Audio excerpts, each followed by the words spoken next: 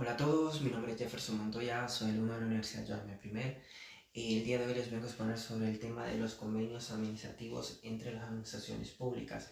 Este tema es muy importante dentro de lo que es el derecho administrativo, ya que está suscrito y sujeto a lo que es el derecho público como el derecho privado.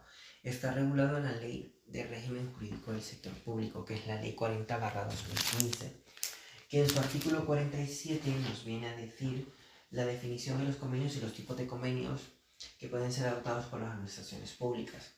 Como anteriormente mencioné, los convenios podrán ser suscribirse o con sujetos de derecho público y derecho privado. El objetivo de los convenios será distinto de los contratos, ya que, de no ser así, se aplicaría la legislación de contratos del sector público. Actualmente, la ley vigente es la Ley 9/2017 del 8 de noviembre de los contratos del sector público. Los convenios, tal y como lo establece el artículo 47 de la Ley 40/2015, son acuerdos con efectos jurídicos que son adoptados por las administraciones públicas, por órganos públicos y entidades de derecho público vinculados o dependientes, las universidades públicas entre sí o con sujetos de derecho privado para un fin común. La regulación de los convenios se encuentra en el capítulo sexto del título preliminar de la Ley de Régimen Jurídico del Sector Público, que se estructura de la siguiente manera. En el artículo 47 nos dice la definición y los tipos de convenio. En el artículo 48 nos habla de los requisitos, de la validez y eficacia de los convenios. En el artículo 49 nos habla sobre del contenido de los convenios. Y en el artículo 50 nos habla de los trámites preceptivos para la suscripción de los convenios y sus efectos.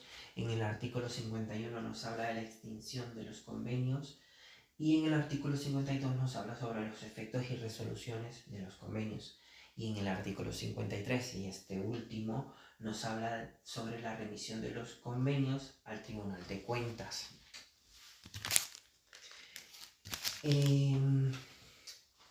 Los tipos de convenio que podemos encontrar regulados en el artículo 47.2 de la Ley 40/2015 son los siguientes. En el inciso A tenemos los convenios interadministrativos firmados entre dos o más administraciones públicas, o bien entre dos o más órganos públicos o entidades de derecho público vinculados aún dependientes de distintas administraciones. En el inciso B tenemos los convenios intraadministrativos que son firmados por organismos públicos y entidades de derecho público vinculados o dependientes o de una misma administración pública. En el inciso C nos habla de los convenios firmados entre las administraciones públicas u órganos o entidades de derecho público y un sujeto de derecho privado.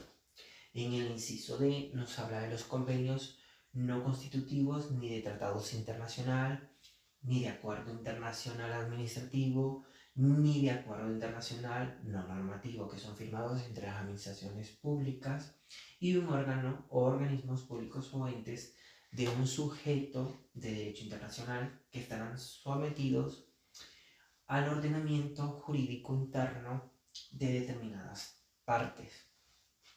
Se excluyen los convenios interadministrativos suscritos entre dos o más comunidades autónomas, que en el artículo 145.2 de la Constitución nos viene a decir y nos hace referencia a los estatutos que podrán prevenir los supuestos de requisitos y términos de las comunidades autónomas.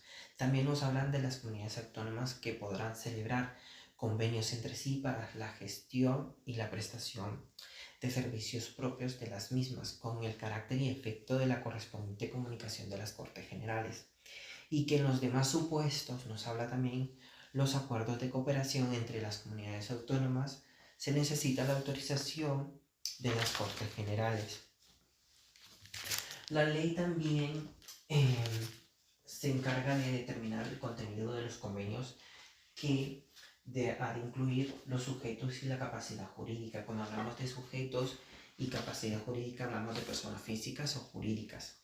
En la competencia de las administraciones públicas la definirá la Constitución y el Estatuto de Autonomía de cada comunidad autónoma. El objeto y las obligaciones en consecuencia que tiene el convenio. También tenemos los medios de control y el régimen de modificación, y marca como el plazo máximo de vigencia de 4 años, salvo prescripción normativa de los plazos superiores. En el caso número 1 tenemos la sentencia del Tribunal Supremo en la Sala de lo Contencioso Administrativo de la sentencia número 95/2021, con fecha de sentencia el 28 de enero del 2021. Que nos viene a decir de la Comunidad Foral de Navarra con un convenio económico entre el Estado y la Comunidad Foral. La Agencia Estatal de la Administración Tributaria planteó ante la Junta Arbitral del Convenio Económico de la Comunidad Foral de Navarra un conflicto de competencias frente a la Hacienda Foral para resolver las discrepancias surgidas entre ambas administraciones tras admitirse el conflicto y cumplidos los trámites de procedimientos legalmente previstos mediante resolución del 12 de febrero del 2019 de la Junta Arbitral a lo acordado, donde nos viene a decir en su fallo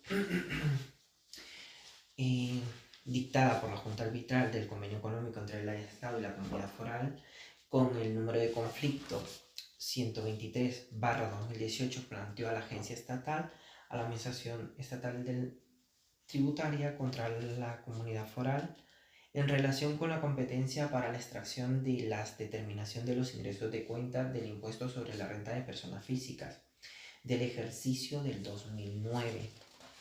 En el segundo supuesto tenemos una sentencia del Tribunal Supremo de la Sala de Contencioso Administrativo con número de sentencia 841/2022 del 22 de noviembre del 2017,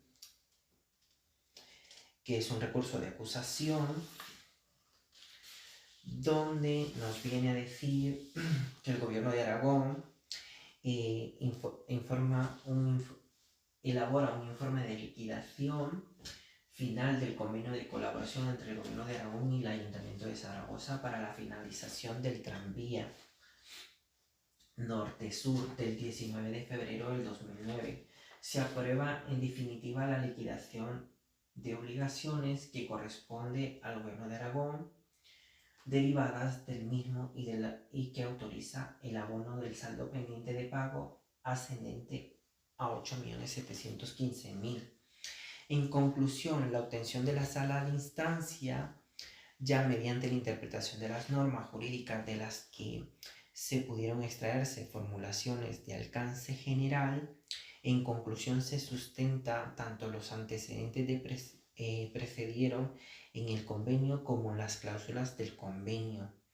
En este caso, la relación con los hechos, los datos y las cifras que la propia sentencia recoge y que se fijan mediante la colaboración que hace la sala de sentenciadora del material probatorio disponible. Dicho esto, es un caso que es entre un ayuntamiento y el Gobierno de Aragón, y donde el tribunal le da la razón al Gobierno de Aragón para que el Gobierno de Zaragoza pueda hacer la finalización de la liquidación de la deuda atendida a este gobierno a través del convenio. Dicho esto, pues espero les haya gustado mi sistema de exposición.